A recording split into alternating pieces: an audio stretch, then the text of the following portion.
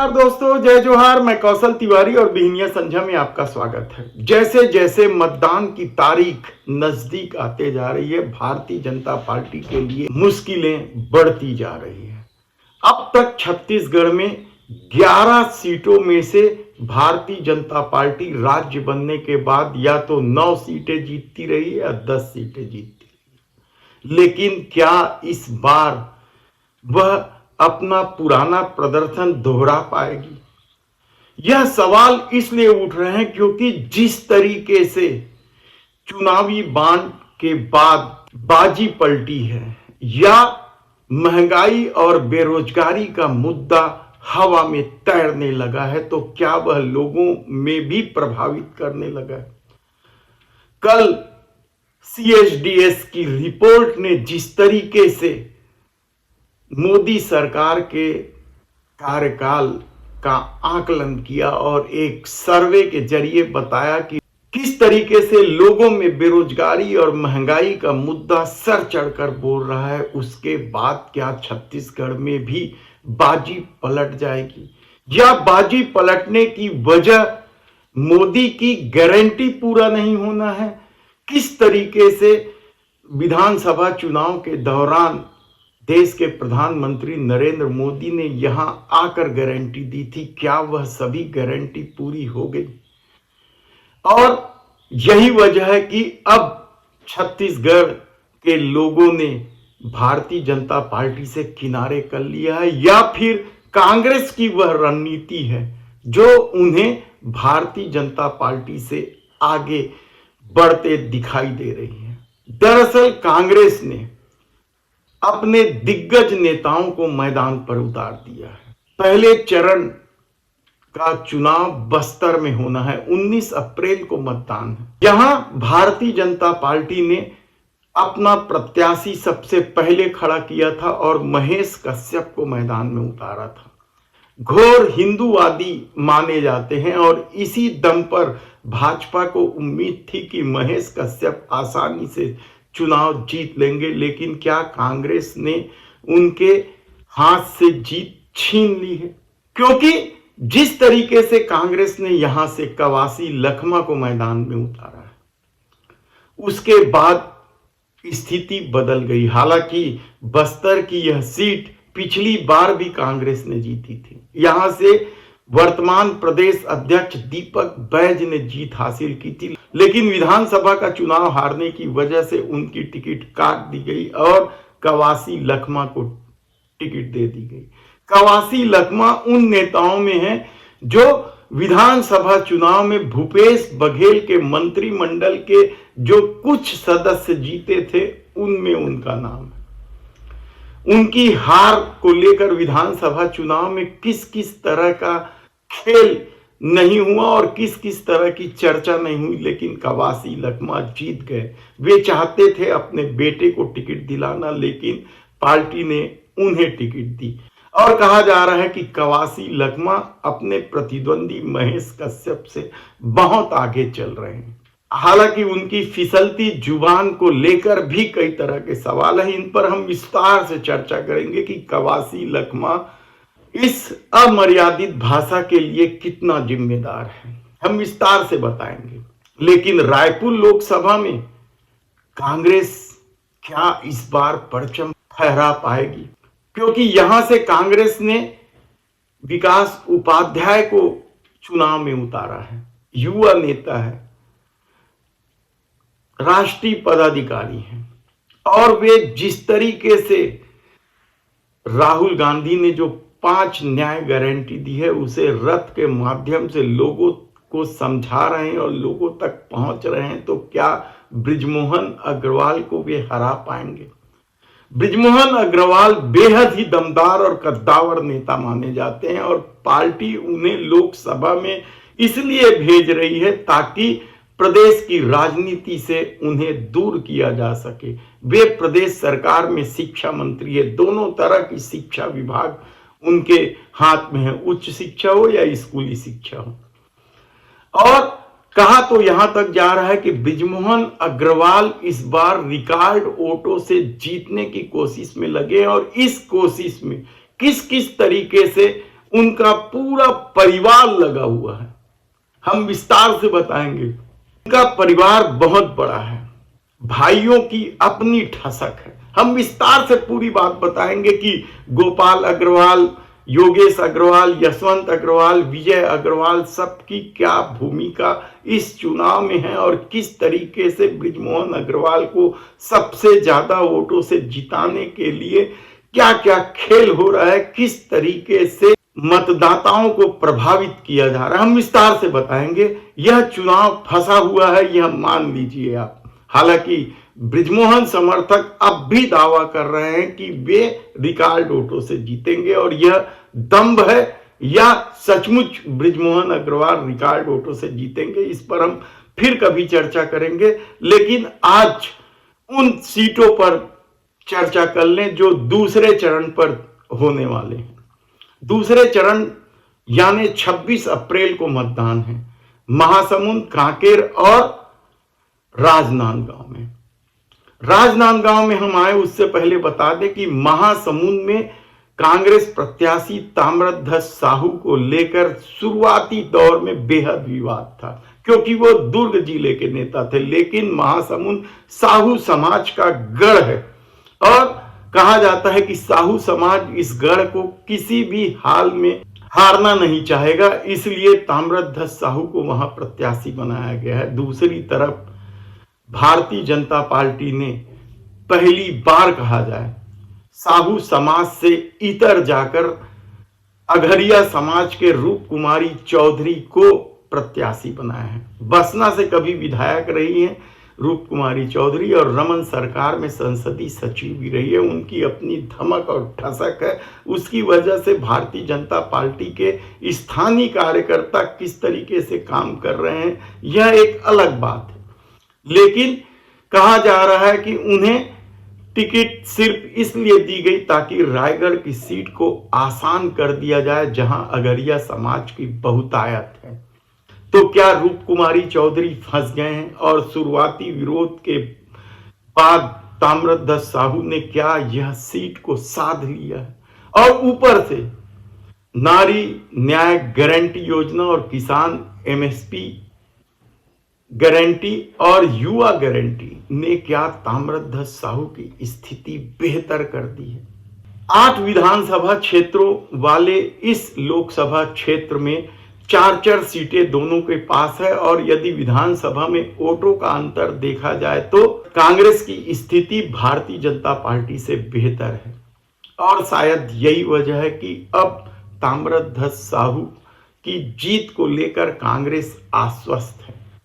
तो कांकेर में पिछले बार भारतीय जनता पार्टी चुनाव जरूर जीती थी, मोहन मंडावी ने चुनाव जीता था, लेकिन मामूली अंतर था, 5,500-6 हजार वोटों के अंतर से बड़ी मुश्किल से भारतीय जनता पार्टी जीत पाई थी। और इस बार प्रत्याशी बदल दी गई, उस व्यक्ति को टिकट दिया गया जिन पर महिला अपहरण का आरोप है, जिन को आपत्तिजनक हालत में पकड़े जाने पर उस महिला के भाइयों द्वारा पीटे जाने का आरोप है। हालांकि कहीं एफआईआर नहीं है, लेकिन यह मामला तब गर्म हुआ जब गोंडवाना समाज के नेताओं ने एक बार फिर भोजराज नाग के खिलाफ पुलिस में शिकायत की थी। भारतीय जनता पार्टी इसे लेकर बेचैन है, तो कांग्रेस ने अपने पुराने प्रत्याशी को ही मैदान में उतारा है, वीरेश ठाकुर को। बेहद ही मिलनसार माने जाते और टिकट बढ़ते ही यानी वीरेश ठाकुर के नाम की घोषणा होते ही यह माना जा रहा था कि वीरेश ठाकुर चुनाव आसानी से जीत जाएंगे। हालांकि विष्णुदेव साय से लेकर प्रदेश सरकार के तमाम नेता यहां डेरा डाले हुए हैं भोजराज नाग के पक्ष में, लेकिन महिला उत्पीड़न के जो आरोप लगे हैं उससे भोजराज नाग क्या उबर पाएंगे, कहना बेहद मुश्किल है। और सबसे ज्यादा हाई प्रोफाइल सीट मानी जा रही है राजनांदगांव से, जहां भारतीय जनता पार्टी ने अपने पुराने सांसद संतोष पांडे ही भरोसा किया है, तो कांग्रेस ने यहां से भूपेश बघेल को मैदान में उतार दिया। और कहा जा रहा है कि शुरुआती विरोध के बाद भूपेश बघेल ने अपनी स्थिति इतनी सुधार ली है कि अब भारतीय जनता पार्टी को भी यहां से हार जाने का डर सताने लगा है। ऊपर से जो न्याय गारंटी योजना है उसका प्रभाव तो है ही, साथ ही संविधान बदल देने की जो चर्चा हुई उससे आरक्षित वर्ग क्या एकाएक कांग्रेस के पक्ष में खड़ा होने लगा। हालांकि कांग्रेस राजनांदगांव लोकसभा में यदि विधानसभा की दृष्टि से देखे तो मजबूत है। यहां 5 सीटों पर कांग्रेस का कब्जा है और केवल 3 सीट भारतीय जनता पार्टी के पास है। लेकिन विजय शर्मा उप मुख्यमंत्री है, उन्होंने जो वादे किए थे विधानसभा चुनाव के दौरान उसका वीडियो अलग वायरल हो रहा है। भारतीय जनता पार्टी को जवाब देते नहीं बन रहा है कि वह कर्ज माफी कैसे करेगी और क्यों नहीं की, जब विजय शर्मा चीख चीख कर चुनाव प्रचार के दौरान यह दावा कर रहे थे। लेकिन इस सबसे भी इतर छत्तीसगढ़ में एक और मोदी की गारंटी पूरा नहीं होने को लेकर बवाल है और वह है गैस सिलेंडर में 500 रुपए की सब्सिडी को लेकर। हम इस पर विस्तार से बताएंगे कि मोदी की किस किस गारंटी को पूरा नहीं करने की वजह से भारतीय जनता पार्टी को छत्तीसगढ़ में दिक्कत हो रही है। तो कांग्रेस की गारंटी योजना का फायदा कांग्रेस के प्रत्याशियों को कैसे मिल रहा है। इसके अलावा सरगुजा और रायगढ़ ये दोनों आदिवासी आरक्षित सीटें हैं। कांग्रेस ने सरगुजा से रश्मि सिंह को मैदान में उतारा है तो रायगढ़ से मेनका सिंह को, यानी दोनों महिला प्रत्याशी हैं। और भारतीय जनता पार्टी के सामने दिक्कत यह है कि सरगुजा से उसने कांग्रेस से आए चिंतामणि महाराज को टिकट दे दी है। हालांकि चिंतामणि महाराज का इस क्षेत्र में बेहद प्रभाव और कहा जाता है कि कांग्रेस सरगुजा 14-0 से हारी है तो उसकी एक बड़ी वजह चिंतामणि महाराज की अनदेखी रही है।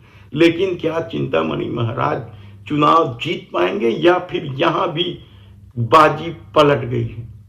रायगढ़ में तो कहा ही जा रहा है कि ओपी चौधरी ने अपनी पूरी ताकत लगा दी है, लेकिन वहां भी भारतीय जनता पार्टी के जो जिला अध्यक्ष हैं उमेश अग्रवाल, उन पर यौन शोषण का आरोप लगाया गया था, वे जमानत में हैं।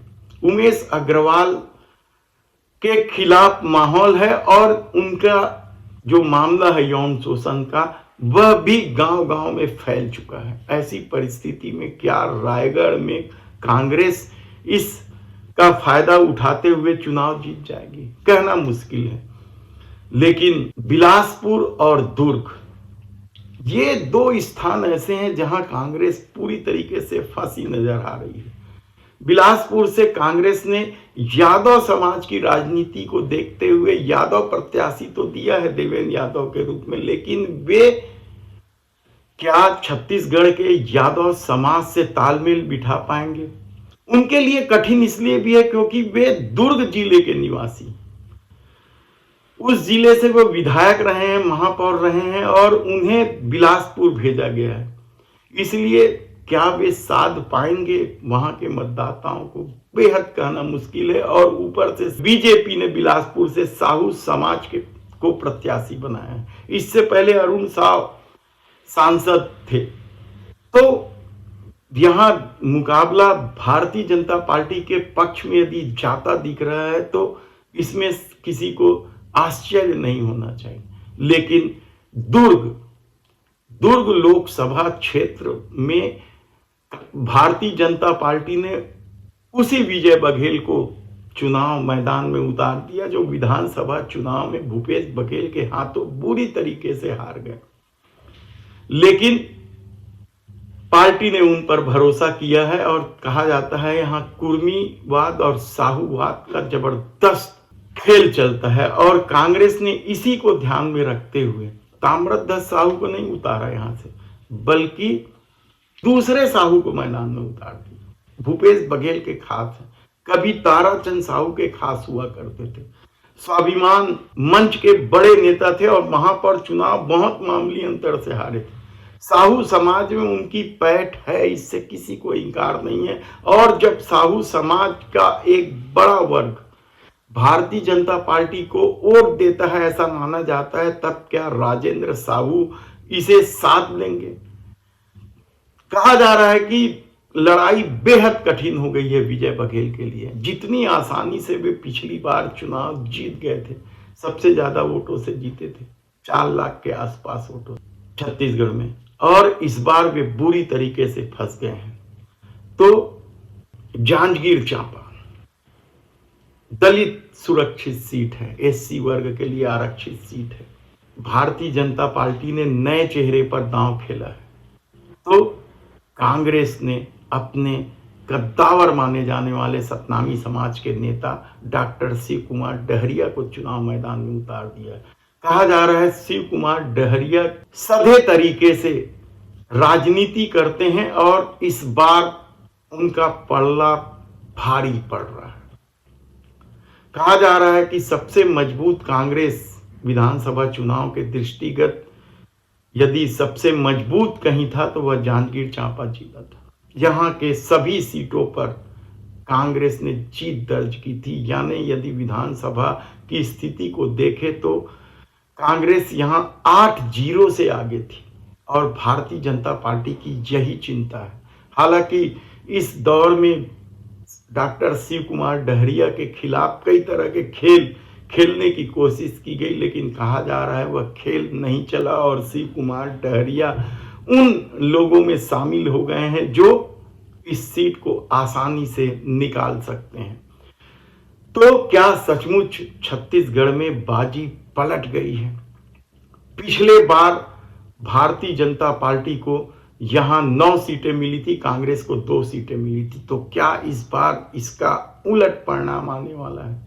देखते हैं कि 19 तारीख को जब बस्तर में मतदान होगा और 26 तारीख को महासमुंद, कांकेर और राजनांदगांव में मतदान होगा, उसके बाद बचे 7 सीटों की स्थिति क्या बनती है, हम विस्तार से आपको बताते रहेंगे। धन्यवाद।